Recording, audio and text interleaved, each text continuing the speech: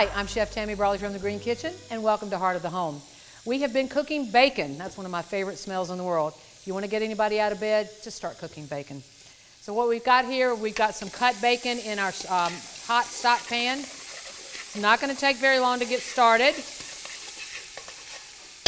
And now all of a sudden you're asking yourself, what in the world are we cooking? We are doing creamed collard greens. Great recipe from Jason Alley. He's a chef here in Richmond. I love this recipe. And anytime you change the texture of anything, it changes the flavor. Greens in general are very high in vitamin C, very high in iron. They're great to use. But you can change the texture of this if you don't care for the flavor so much by adding cream. And that's what we're doing today. So we're going to make a bechamel sauce. But we're going to start with the bacon that we're cooking here. Move that around in our pan. All right, so our bacon is starting to crisp up very nicely, keeping in mind that it might not be totally done, but there's going to be a longer cook process with this. We're going to go ahead and add some minced onion to that. The onions are nice and finely minced, which is great. So they're already translucent, mixed in with that nice bacon grease. Now we're going to come back and add some flour.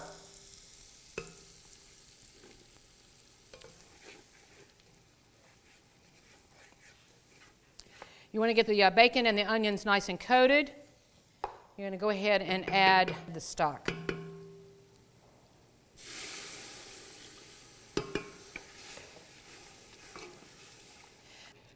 And then we're going to come back and add our greens.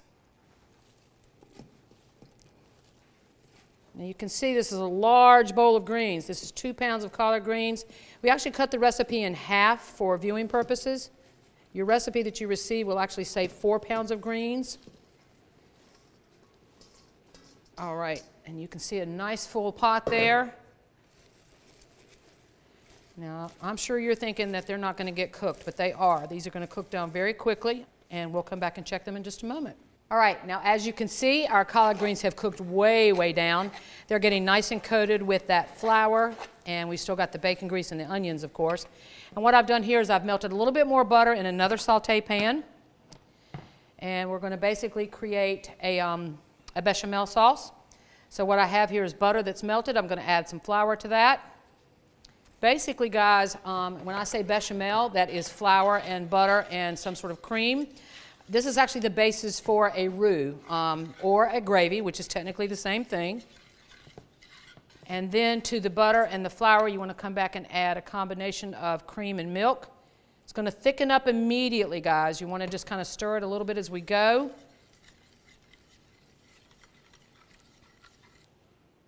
Now, our milk and our cream are actually cold.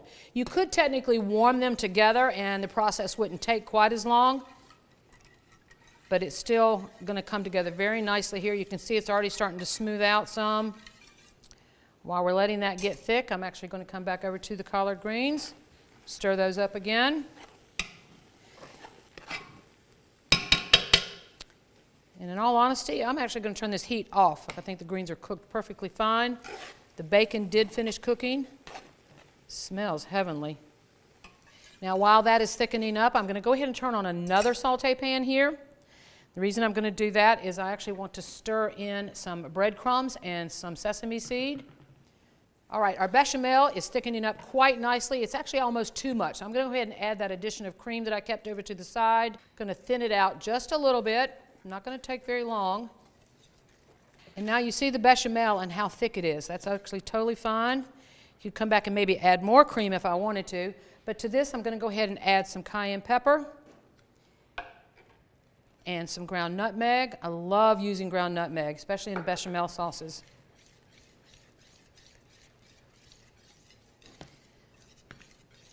All right, the bechamels come together quite nicely. It can maybe even be a little thinner, but right now I think it's fine. I'm going to move that off the heat. Our other pan that we're going to toast the breadcrumbs and sesame seed in is ready. All I did was melt a little butter there. We're going to come back and add some panko breadcrumbs. Doesn't necessarily have to be panko, it can be any breadcrumb. And then some sesame seeds we're going to mix together.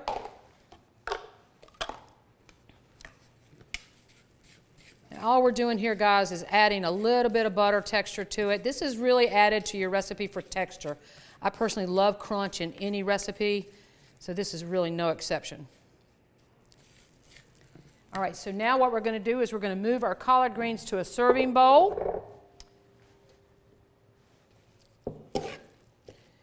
I am not going to try to lift this heavy pan on camera because I can see what would happen. So I'm going to just go ahead and move the greens to the bowl.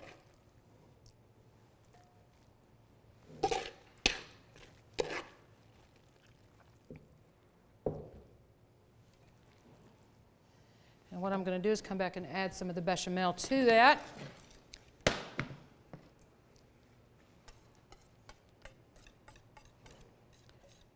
And I'm going to go ahead and add the rest of the bechamel to the greens in the pot. Now this got quite thick. I probably would take a moment to thin that out a little bit if it's too thick for you. You can make that determination yourself.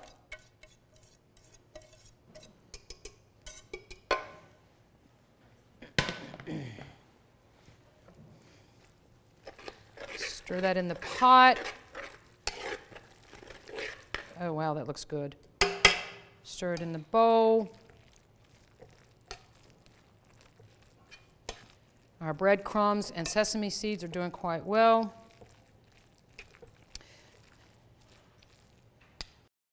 And we're going to come back with our breadcrumb and sesame seed topping. Now I could dump the whole thing if I wanted to, but I know I have more in the pot, so I really don't want to do that right now. All right, there you have it. Creamed collard greens topped with a sesame seed and breadcrumb topping. I'm Tammy Brawley from the Green Kitchen. Join us next time on Heart of the Home. Recipes from the Heart of the Home can be found on the Virginia Farm Bureau website at vafb.com/recipes, as well as on Chef Tammy Brawley's website at greenkitchenrichmond.com.